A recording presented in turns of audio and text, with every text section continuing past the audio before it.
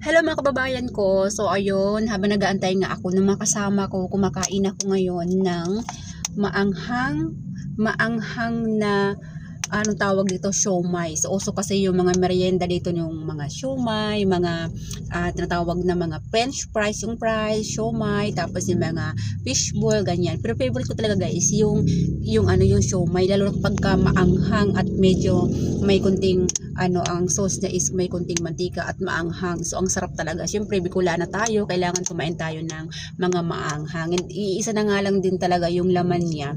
So ayan guys, habang nag-aantay ako, andito kami ngayon sa Pure Gold dito sa Imus, kasi nga bibili po kami ng ng ilang makakain lang nung pamangkin na nag-aaral doon sa Japanese school. So ayan lang muna guys for today's video, kasi mamaya din lalarga na po kami. Ubusin ko lang muna yung aking kinakain na siomai. So thank you for watching. Please follow me and subscribe guys for updates and videos. Bye.